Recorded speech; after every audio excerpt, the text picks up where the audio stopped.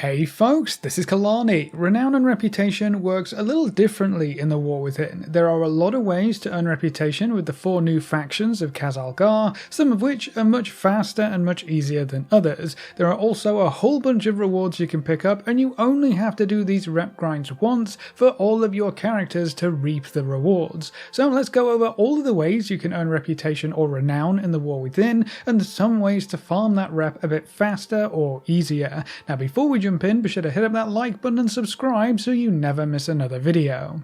Let's start by going over why you might want to farm rep or renown this time around, because the War Within makes things much easier in general, but also more worthwhile. There are plenty of transmogs, mounts and other collectibles to pick up along the way, so whether you love farming mounts or looking as good as you can with some snazzy transmog, collectors will definitely want to farm up as much rep as they can. For the crafters out there, you can pick up even more profession knowledge by reaching renown 12 or 14 depending on the faction, so that can give you an edge with all of your crafts. There are some pretty decent gear upgrades and options up to item level 597 when you get to the high enough renown levels. You also get quite a lot of gear upgrade materials as you progress through each track, including crests, valor stones and even a free enchanted runed harbinger crest to upgrade your crafted gear even further.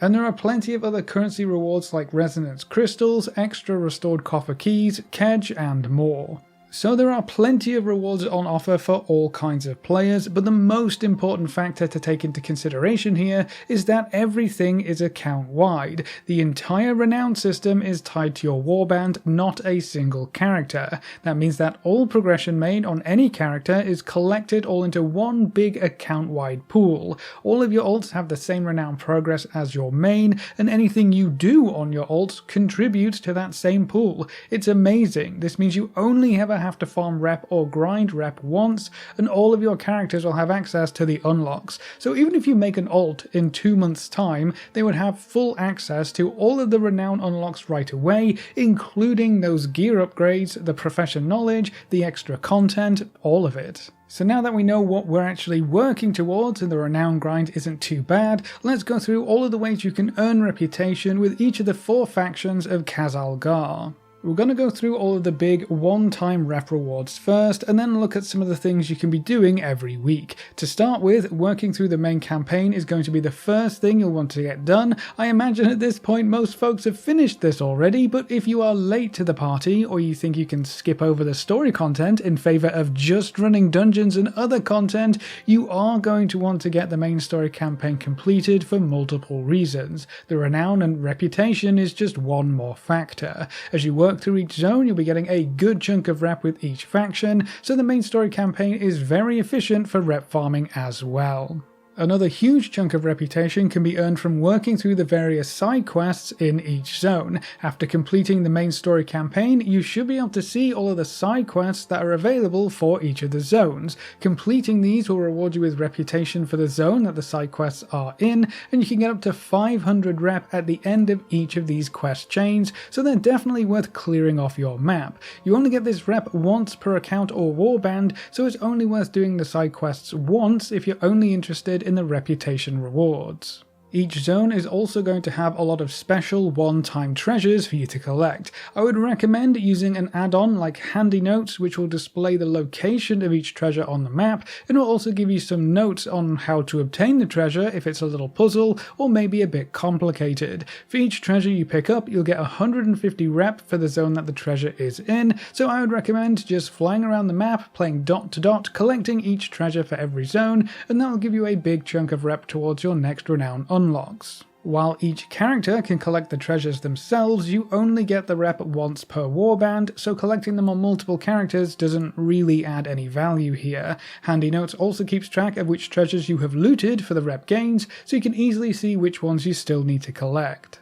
Now you may have heard that there are also special lore items that you can interact with scattered around each zone that provide some reputation as well. That's partially true. You can find lore items, you can interact with them, but they don't give any reputation anymore. For some reason these items broke, and the dev team actually removed the related achievement, so for now hunting down these lore items doesn't seem to be worth it, but this may be fixed in a future patch or update.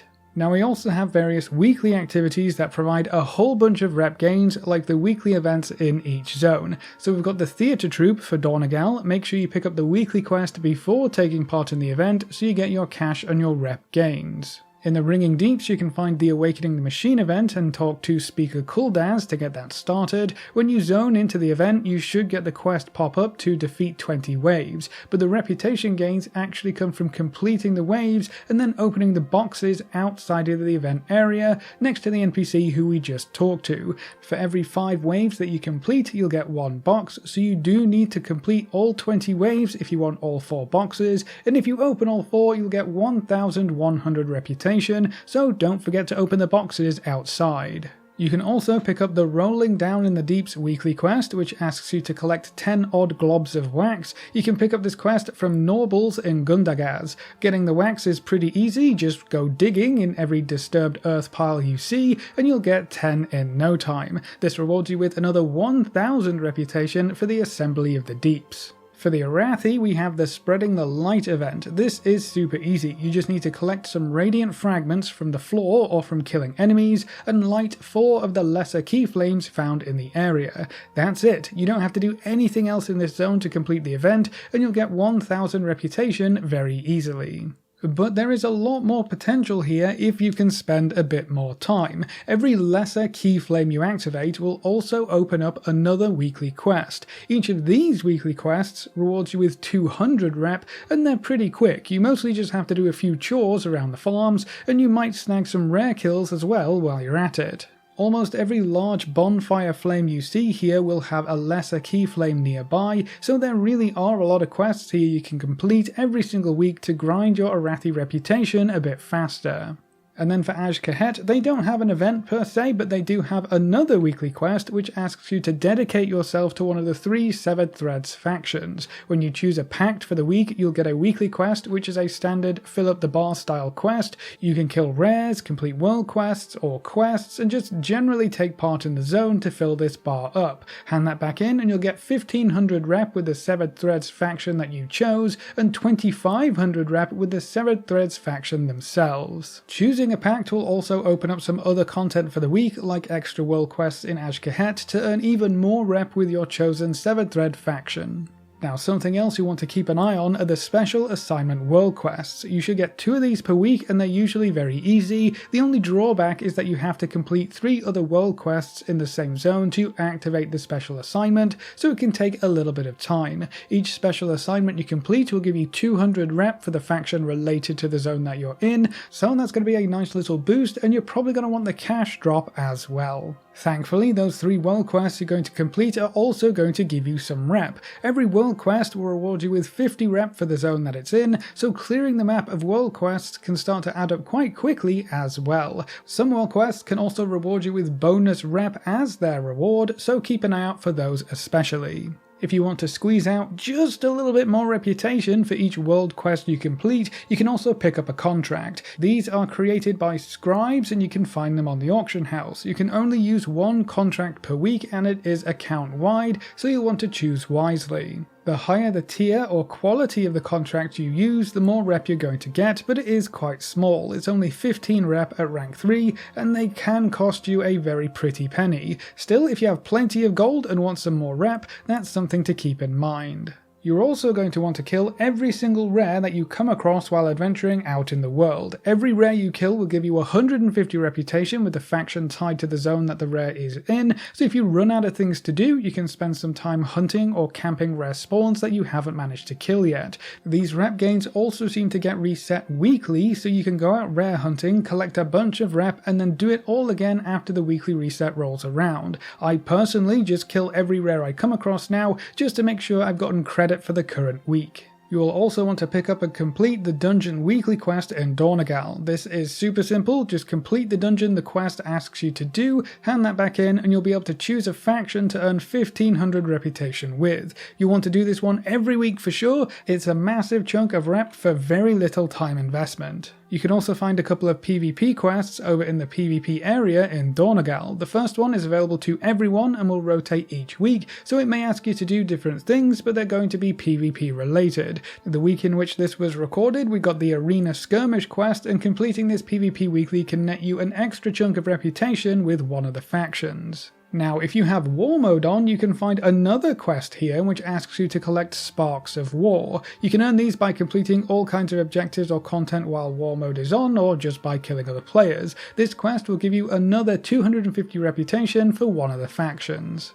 Now, something that a lot of players don't seem to know about is that completing delves can net you some huge reputation gains. It's not just any old delve though, the reputation only comes from bountiful delves and only from the special locked chest that you can find at the end. There are two big problems with this farming method. First, you're going to need a restored coffer key to open up those locked chests. The keys are limited to about 4 per week, so this is by no means an endless farm, and those keys have other rewards tied to them like gear, which increases the value of the keys to the point where most players are actually holding on to their coffer keys until they can play the delves at the higher tiers in Season 1 to get the best gear rewards available from each key. That does mean though that we'll eventually reap these rep rewards when the season starts up and folks start using their keys up, but there's another problem with the rep earned from bountiful delves. The faction that you earn the rep with seems to be entirely random. That means that you cannot use bountiful delves to focus on one faction or another.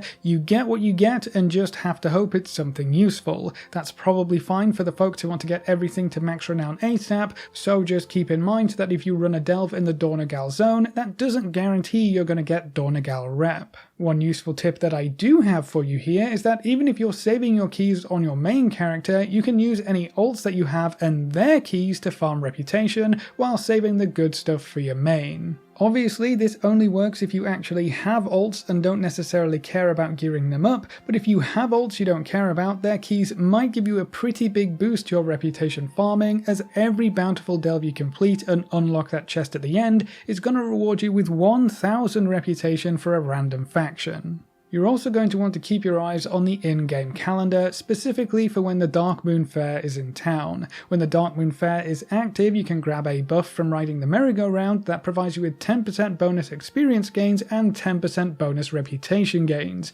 That 10% bonus is going to be huge for the one-time rewards especially, like the side quests and the treasures. But it's also going to increase the value of the big weekly quest rewards like the Dungeon Weekly and all of the weekly event rewards as well. So if the Darkmoon Faire is in town, don't forget to go pick up your rep buff before handing in all of this stuff. But that's how you can farm reputation and renown with the 4 new factions in the War Within, so that's it for this video. Are there any specific rewards that you're working towards in the renown system, and does the whole thing being account-wide make you more interested in this kind of content? Leave all your thoughts in the comment section below. A big thank you to all of our supporters over on Patreon and to all of our members here on YouTube. You can see their names floating by on screen. If you're interested in supporting the channel, you can find links in the description or click the join button just below the video. If you enjoyed the video or found it useful in any way, make sure to subscribe and ring that notification bell so you're always kept up to date. Thanks for watching folks, good luck and have fun, and as always I will see you next time.